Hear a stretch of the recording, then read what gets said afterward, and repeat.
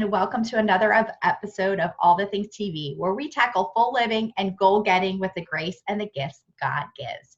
I'm Tiffany Jo Baker, and today I brought back, again, for part two, my sister-in-law, Andrea Baker. Andrea, thank you for staying online and doing another part with me. I so appreciate it. Good. Well, if you didn't get to see our first episode, you have to check it out. So good. But let me tell you a little bit about my sister-in-law, Andrea. So we married the Baker brothers, just so you know, if you didn't figure that out already. Andrea is the founding partner and executive director of Word Made Flesh Bolivia, an outreach ministry among sexually exploited women and children in Bolivia. She's a leader, advocate, writer, and speaker, and passionate about connecting the world's realities to the world's resources. The 2011 recipient of EPIC's Outstanding Work in the Lives of Individuals, Andrea cares deeply about fighting sexual exploitation in all its forms and empowering others to reach their full potential.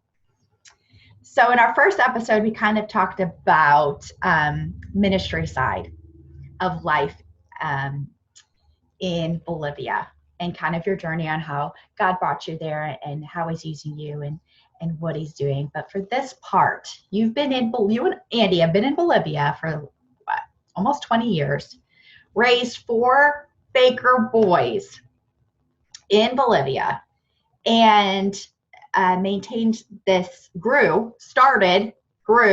maintained an amazing ministry and epicenter for women who, and I love the way you put it, and I said that this last time, you said, for equipping victims seeking abundant life. So I want to talk more about the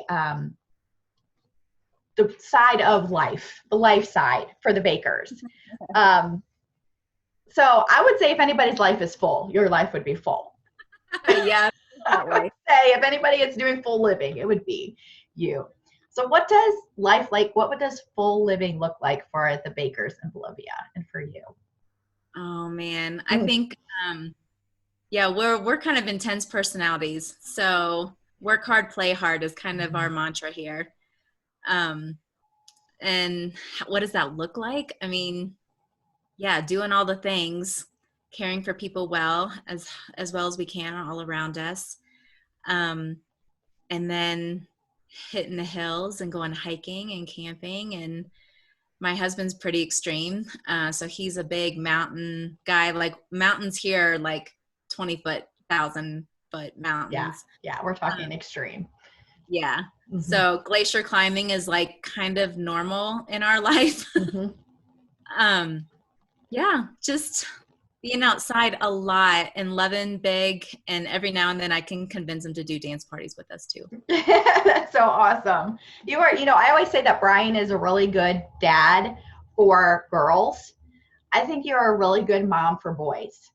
Aww. Like you just bring fun, you bring a heart, the compassion side, your boys are just amazing young men and growing young men. So how do you balance work life, ministry life, and family life? Google Calendar. That's good. Practical. We're all about being practical. Yes. Yes. Yeah. And I do lots of lists. And how do we balance it all? I mean, the work hard, play hard. Like we have our work schedule. And then when we're done, we're done. And so at night we do our board games and our movie nights. And on the weekends, we're working in the garden and playing on our bikes. And I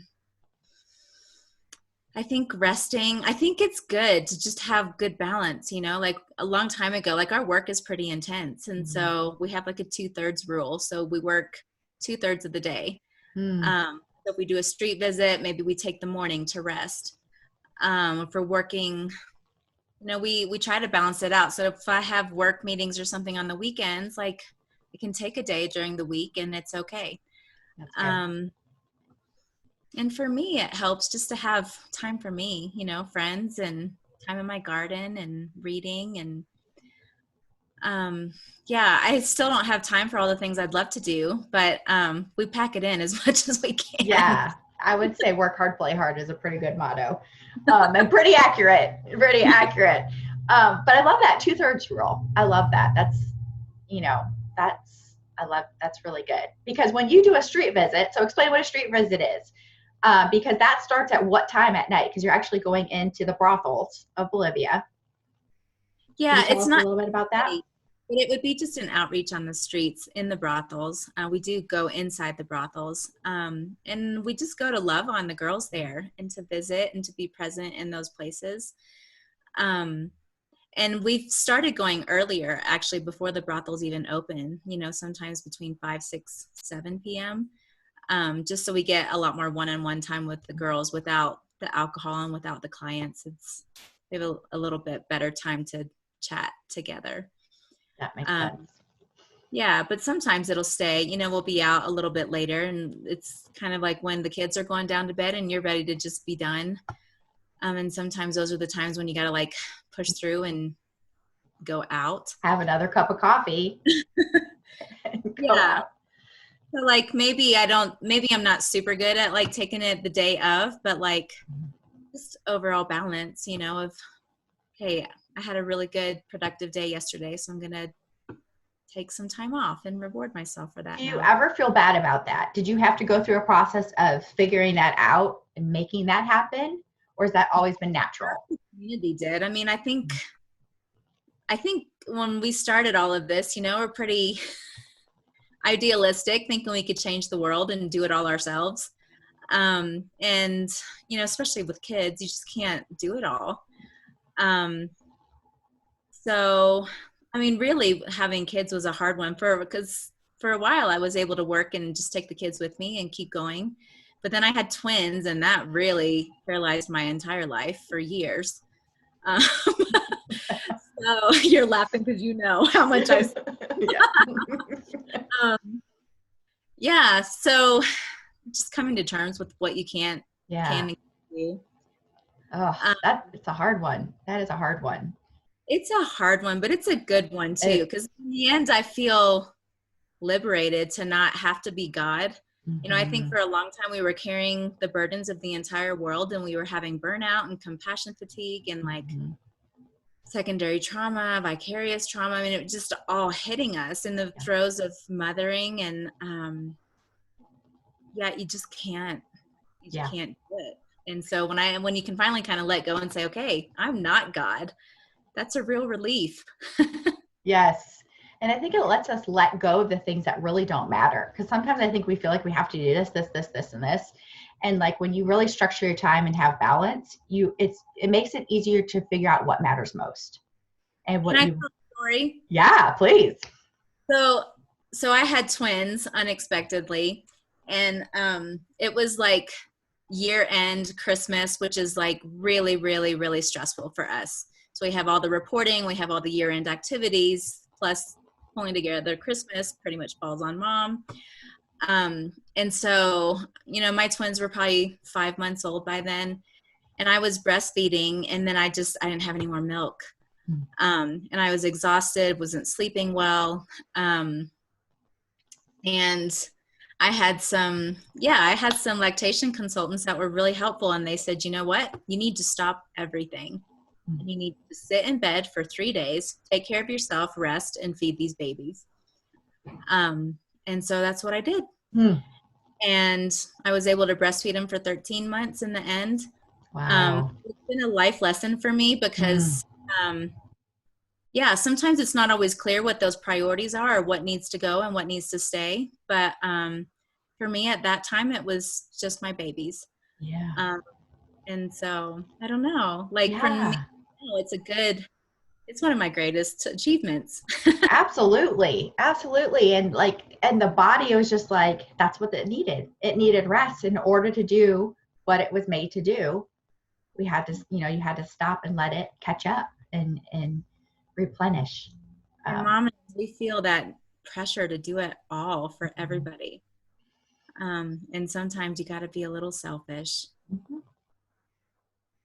Yeah, because you can't give from an empty cup. I know it's a cliche, but it's so true. The whole oxygen mask, you have to put yours on first before you should put it on your children. So that's so good. So we mentioned that we're married to the Baker boys and they're opposites. So we're a little opposites, so we kind of cross married. But when y'all started in Bolivia with Word Made Flesh, or when you started, Andy was the director, right? He was the director, and more recently, in the last year or two, he's in a different position, and you've assumed the director role. So I would love to hear, because God's gifted both of you so different, same core values, but different giftings, personality. But it takes all of us, right, to do what we've been called to do. And so I love when different people can be put in the same position, but they bring their God-given gifts to it, and it looks different and it feels different, but it elevates the position in different ways.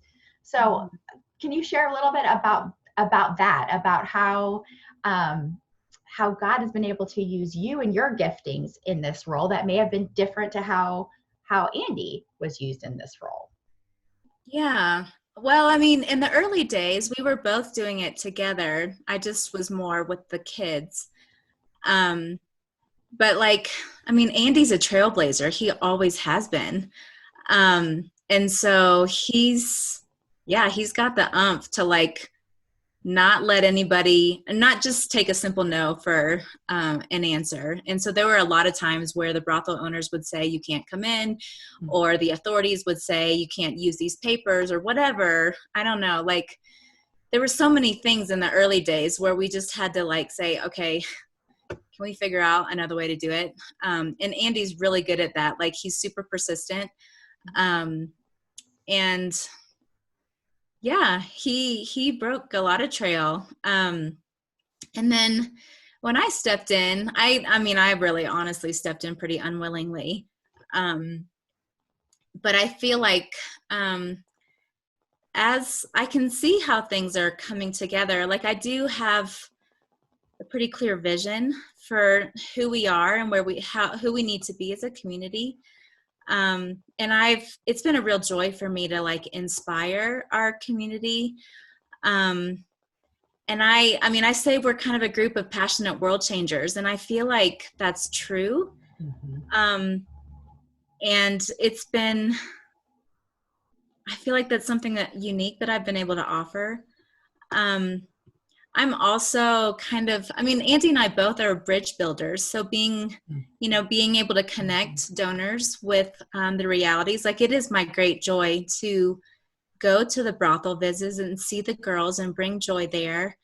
And then to tell those stories and connect it to people that might not know, but want to still be a part of it all. Mm-hmm. So I don't know, the things that I really care about, it's a real joy for me to bring together a whole community of people who care about women who are treated unfairly, mm-hmm. and who just needed an opportunity. And so if I can be the middle person in that, that's awesome. I love that. You're so good at that. I love when we at Christmas time, almost every other Christmas, we get to get back to the States together, and potentially sometimes in Pennsylvania where the boys grew up, and go to the home church back there where I know they're one of your church supporters. And when you guys get to share of, the God stories on transformation and hope that y'all bring in the women's lives. And you do such a good job at doing exactly what you're saying. And community, I think, is probably, I know that's huge for you, just, people, and you do that so well. So I asked you what your some of your favorite verses are, and one of them was Galatians 5:22, which is actually 2 of your 3 verses that you put are the verses for this podcast, which I thought was really cool. But it's the fruit of the Spirit: love, joy, peace, patience, kindness, goodness, faithfulness, gentleness, and self-control. So the fruits of the Spirit, I would say, what's your favorite fruit? Or which one do you hold on to and use the most in what you're doing? Say that's my verse to this is what I need every day, because I struggle so much with all of them. I don't know. I mean, we just watched the Fred Rogers movie, you know, like self-control is a big one in our house, especially beginning in our house with good men who can learn self-control and how that plays out in the realities that we see on the streets. Patience. Oh gosh, they're all. They all, I know that we need them all, don't we? Which Yeah. which one is more natural for you, and which one do you have to work at the most? Love and joy are pretty easy. What are all the other ones? Peace, Love, patience, joy, peace, patience, kindness, goodness, faithfulness, gentleness, self-control. gentleness. I'm not very good at that. Self-control is hard. Patience is hard. Faithfulness, I can be faithful. Yeah. Yeah, they're all so needed. This is why we need the Holy Spirit, because left to ourselves, we'd be all the opposite of all those things. So one final question in your full living and visionary mindset. What are some of the challenges that you have with or experiencing with many, whether it's ministry or balance or life, and you have this vision as women, as leaders, we have this vision, and it's here, and maybe we're here. So what, any struggles or challenges with the place in the middle? Yeah, so we serve sexually exploited women and their children, and we're in national lockdown, which means we really can't leave our houses. So it's very hard. We can't do brothel visits. The girls aren't even allowed to be working right now, and if they are, they're thrown into jail, and they're putting themselves and everybody at risk by working. So, but then they have no way to cover for their families. And so we're trying to do therapy and tutoring online with people that don't even have decent cell phones or internet connection. We bought phones to hand out to people. We bought food supplies. We've bought extra internet credit to share with them, but it's a challenge right now. And it's kind of not going to end until at least the end of the year. Really? And what about for your kiddos? For preaching teen boys at home 24/7. Yeah, I mean, well, it's been lovely to have the littles. I have a 17-year-old who was on his own last year. He did a study abroad, and now he's being quarantined with us, and so he's really not happy about that. From like freedom to sheltered at home. Yeah, it's been a challenge. That would be a challenge. Yeah, my husband has actually been really helpful, and he gets the boys out, and they have room to ride their bikes, and so that's been really special for them. Yeah, that's so good. They're so active and good outside. So that's awesome. So I did have a question. I remembered it. So when you're talking about the challenges of, kind of a victim mentality and thinking of all those things that hold us back, like the exceptions and the excuses, like we don't have funding or we don't have the things, so what does God tell you in those moments? Because I know you have your God time. What does he tell you? I don't know. What does he say? Like, how do you get past that? Yeah. We just do what we can do. And if we can't do it in the right time, then we don't do it. So for example, we were working with women directly for a long time. And then we had all these kids who just kind of came with their moms. And so like, what do we do with all these kids? And so we have a playroom. And then, I mean, we've been here, at it we had been 10, 15 years. And I started seeing all the cycles repeat in these children, and they were becoming victims of abuse and repeating the same choices and patterns that their parents had. And so I was just really broken about that. And we had this whole plan ready to start a children's program, like a prevention program, so that we could work with the whole family and like change whole generations. And we just didn't have the money. And the doors weren't open. And so we waited and waited years until the Lord was very clear one day.